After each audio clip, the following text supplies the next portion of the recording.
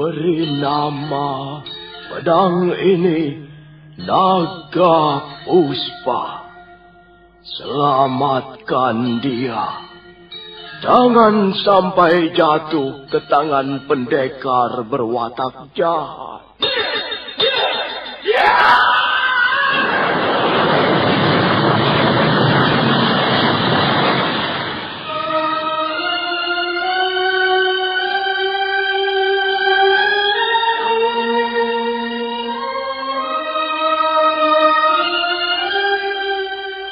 Tutur Tinula.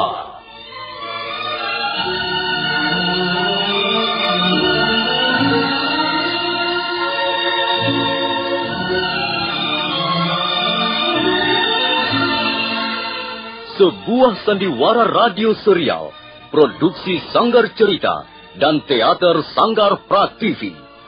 Sebuah kisah dengan latar belakang sejarah runtuhnya Singasari dan berdirinya Kerajaan Majapahit.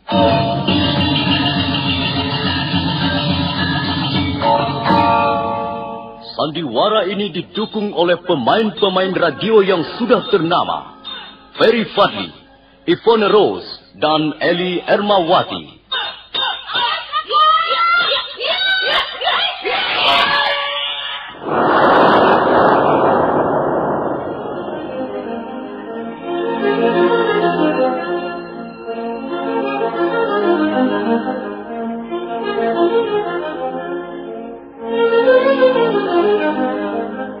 Naskah disusun dan diolah oleh S. Tijab. Hiasan musik dan sutradara C. Ispriyonoka. Kali ini mengetengahkan episode ke-8 dengan judul Angkara Murka Merajalela.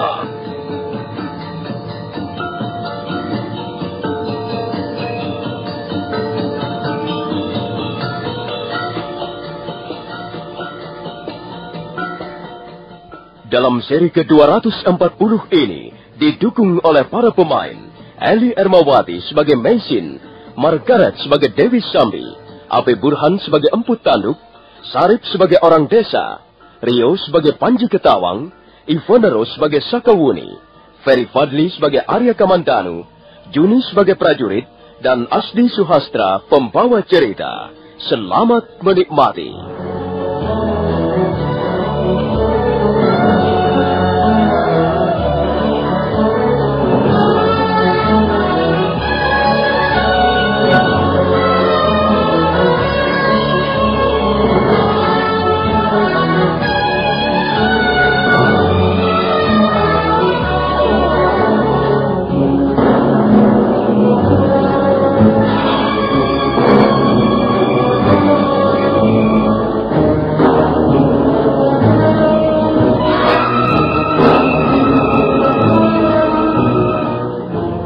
Dewi Sambi dengan dikawal 40 orang prajurit Kediri pilihan berkuda menuju desa Kumaper.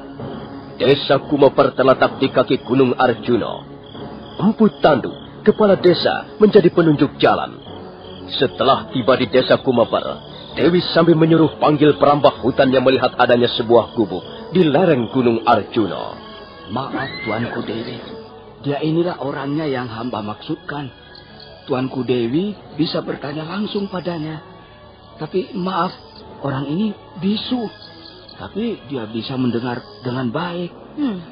Baik. Apa benar kau seorang perambah hutan?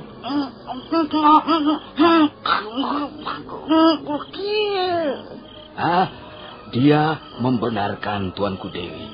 Dia berkata bahwa dia memang seorang perambah hutan. Dia sering pergi ke hutan untuk mencari rotan, damar, ataupun kayu obong. Siapa nama orang ini? Namanya Aki Senguk, Tuanku Dewi. Apa benar kau melihat ada gubuk liar di atas lereng sana?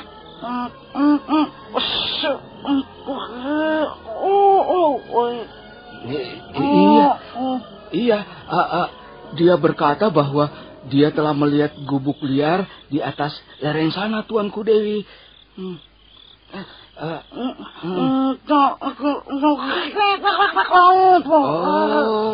Gubuk itu tidak terlalu besar, Tuanku Dewi. Atapnya dari daun ilalang. Apakah gubuk itu letaknya jauh dari sini?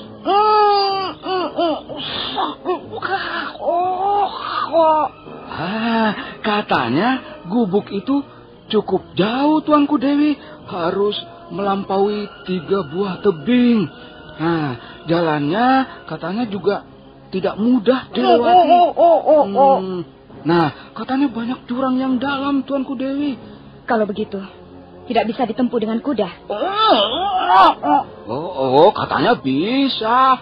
Tapi harus pelan-pelan, Tuanku Dewi. Sebab jalannya berbahaya. Baik. Sekarang aku ingin tahu.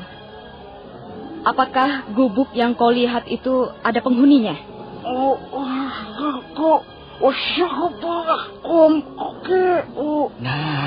Katanya ada penghuninya, Tuanku Dewi. Dia melihat ada seorang bocah kecil. Bocah itu laki-laki katanya, Tuanku.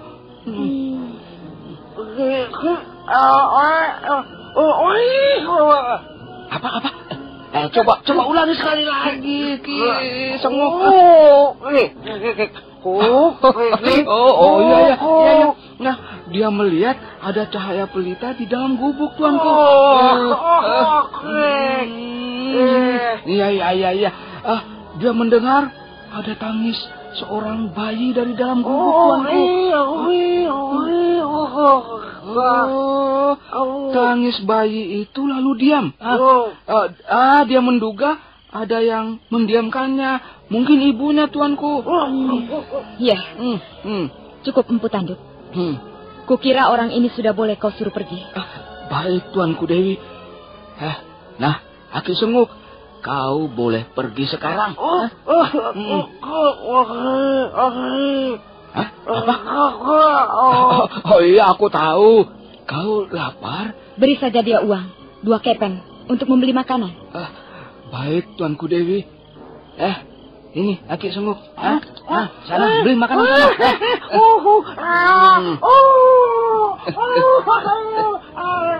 Empu Tanduk. Iya, Tuanku Dewi. Kita tidak perlu meneruskan perjalanan malam ini. Hamba kira lebih baik begitu, Tuanku Dewi. Malam ini Tuanku Dewi bisa istirahat di rumah hamba. Besok baru naik ke atas lereng Arjuna.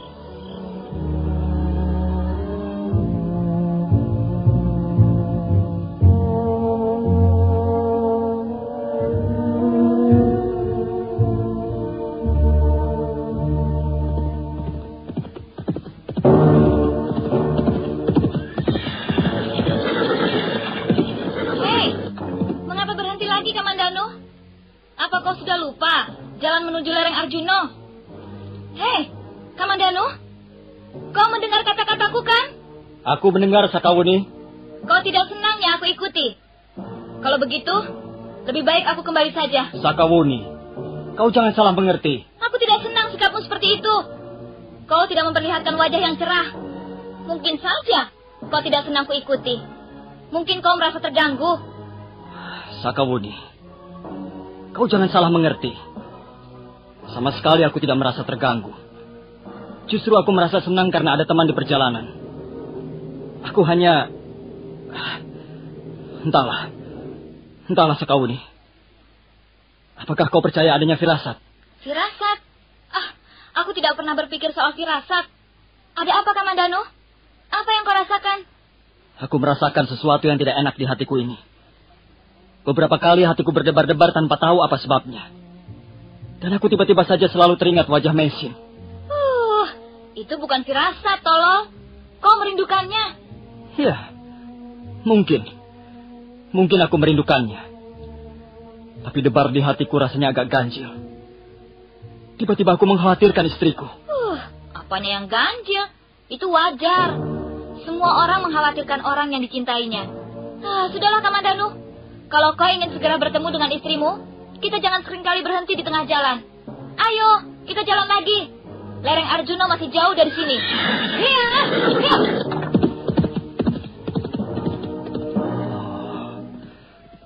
Sakawuni tidak dapat merasakan apa yang kurasakan sekarang ini. Mudah-mudahan tak ada hal-hal yang buruk menimpa diri Mesin. Sakawuni benar. Aku tidak boleh terlalu sering berhenti di jalan.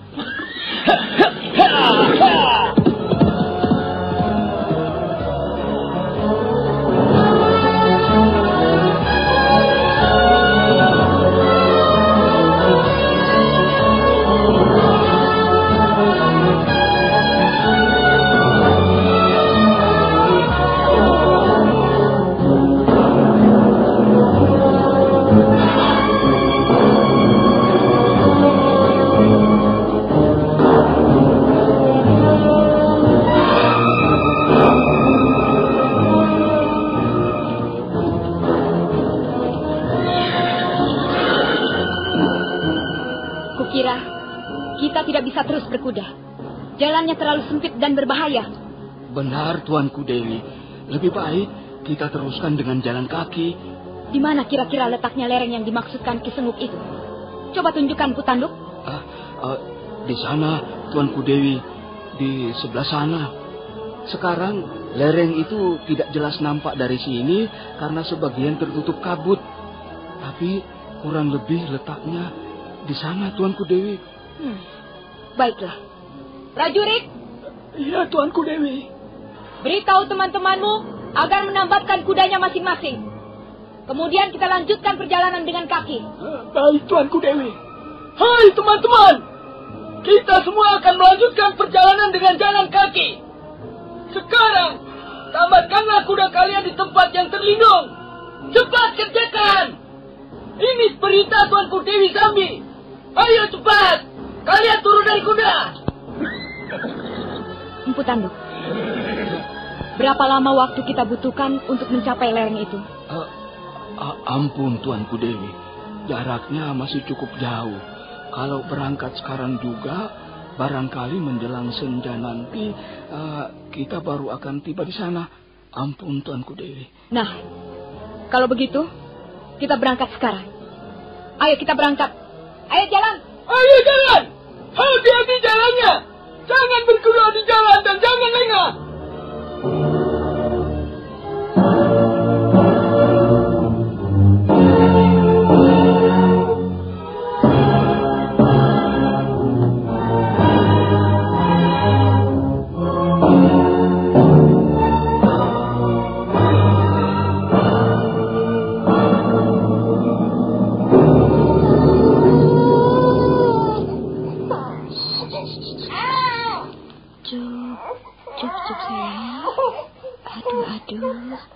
Kasihan. Siapa yang nakal, nak?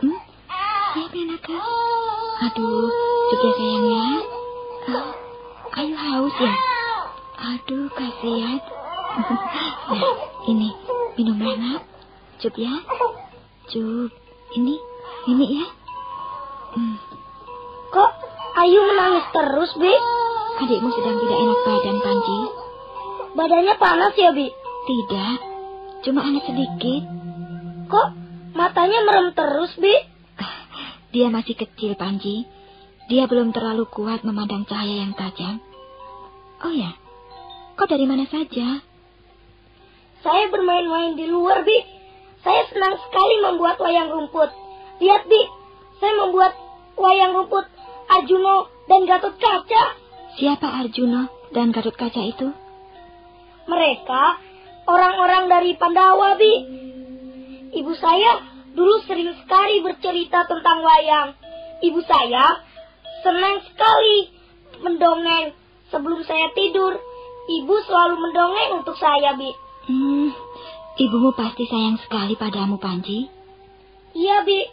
Ibu saya sangat baik. Bibi Mesin juga baik. Cuma Bibi Mesin tidak pernah mendongeng untuk saya. Bibi tidak mempunyai dongeng yang bagus, Panji. Wah, anginnya kencang sekali, Bi. Pintunya ditutup saja ya. Kasihan adik kecil. Iya, kau tutup saja pintunya. Dan kau tidak usah main-main di luar lagi, ya. Sebentar lagi malam turun.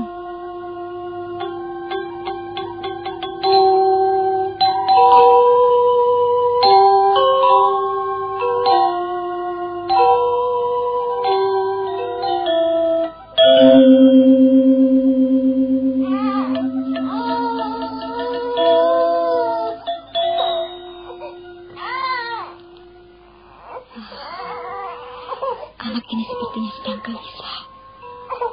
Sejak tadi dia menangis terus. Kalau digendong diam, tapi begitu diletakkan nangis lagi. Sepertinya dia ingin terus-menerus ku gendong, ku dekat. Apa sebenarnya yang dirasakan? Ada apa, Nduk? Ada apa, Ayu? Tidak, ini sama ibu ya. Tidak, ibu tidak akan meninggalkanmu, sayang. Ibu tidak akan meninggalkan Ayu. Ayu akan terus digendong ibu, terus selama-lamanya. Ya? Cup ya sayang ya, cup.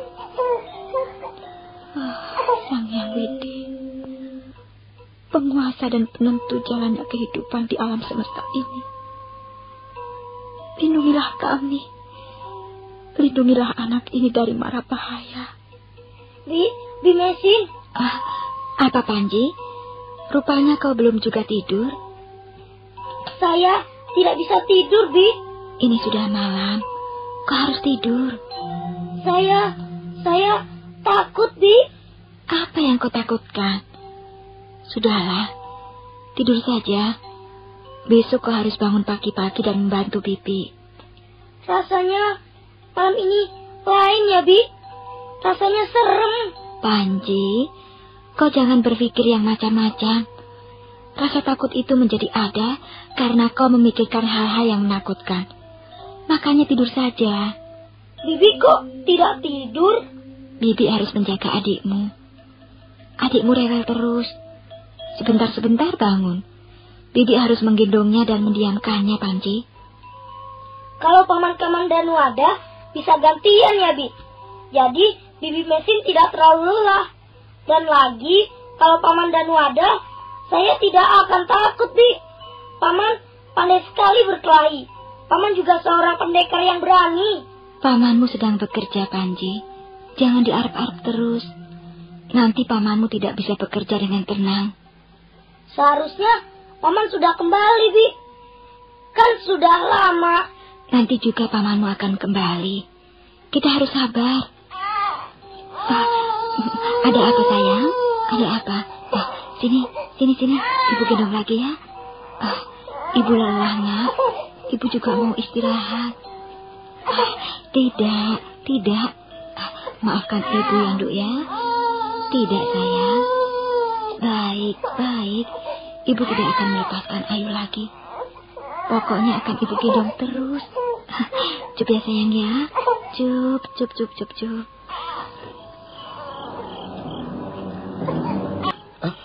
Benar, Tuanku Dewi. Memang dari sebelah sana. Kau juga mendengarnya, Empu Tanduk? Hamba mendengar hanya sekilas, Tuanku Dewi. Tangis itu melengking tinggi. Jelas tangis seorang bayi merah. Apakah tidak ada jalan pintas yang lebih dekat? Sepertinya tidak ada, Tuanku Dewi. Ada jalan pintas tapi sangat berbahaya, Tuanku Dewi. Sebab harus merambat ke tepian tebing yang terjal. Kalau begitu, kita lewat jalan biasa saja. Tidak perlu menempuh bahaya yang kurang ada manfaatnya. Prajurit! Iya, Tuanku Dewi. Suruh teman-temanmu menyalakan obor. Baik, Tuanku Dewi.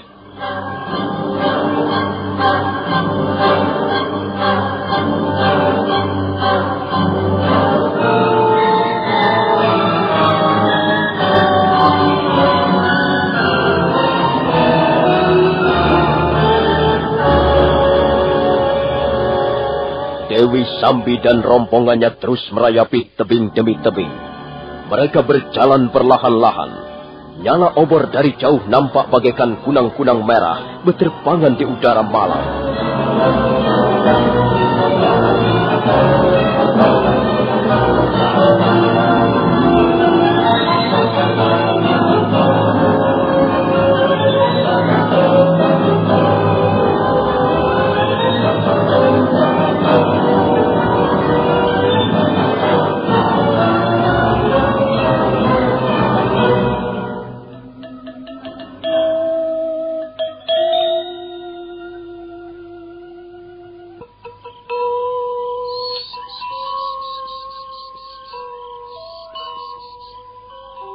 Tidurlah, anakku. Tidurlah dalam dekapan ibu. Jangan hiraukan suara-suara malam. Mari, kusembunyikan wajahmu. Kususupkan di balik dinding kalbu. Tidurlah manis. Biarkan langit malam menangis. Biarkan sungai tua, pohon tua ikut menangis. Biarkan angin utara menitikkan air matanya. Biarkan seluruh isi dunia bermuram durja. Kau adalah putri Ibu Pertiwi. Kau harus tidur dengan tentram malam ini. Tidurlah manis. Tidurlah sayang. Tidurlah dalam dekapan kasih ibumu.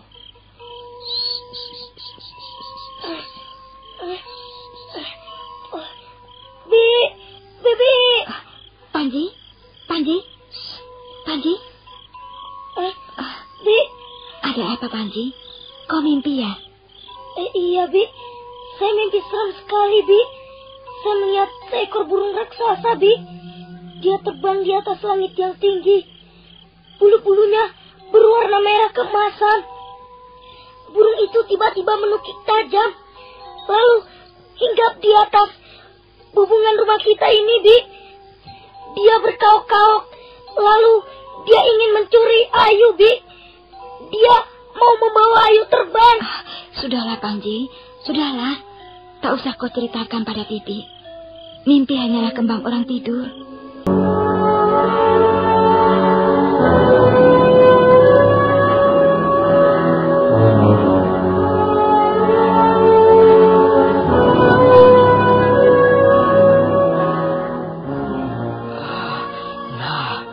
Itu dia, Tuanku Dewi. Itu gubuknya. Ada cahaya pelita memancar melalui sela-sela dinding gubuk. Pastilah gubuk itu sekarang ada penghuninya. Artinya, perjalanan kita tidak sia-sia. Benar, Tuanku Dewi. Nah, kalau setelah berjalan begitu jauh dan ternyata gubuk itu sudah kosong, ya kan kesal juga, Tuanku. Sudahlah, jangan cerewet kau. Kepala desa cerewet. Prajurit. Iya, Tuanku Dewi. Kita akan terus berjalan ke arah gubuk yang di sana itu. Tapi sebelum sampai di gubuk, kita harus bergerak, menyebar. Gubuk itu akan kita kepung dari 4 jurusan. Kau tahu apa yang harus kau lakukan bersama teman-temanmu? Tahu, Tuanku Dewi. Tapi ingat, kalian jangan ada yang berani melakukan tindakan apapun juga sebelum mendapat perintahku. Baik, Tuanku Dewi. Kembali rombongan Dewi Sambi bergerak perlahan-lahan ke arah gubuk. Mereka merayap tebing bagaikan sekelompok hantu malam yang ingin menyergap bangsa. Sementara itu, Meisin yang berada dalam gubuk sama sekali tak menyadari datangnya bahaya. Nah, saudara pendengar, bagaimanakah kisah selanjutnya? Apa yang akan terjadi atas diri Meisin, Ayu Wandira, dan Panji Ketawang? Silakan menunggu seri berikutnya. Sampai jumpa.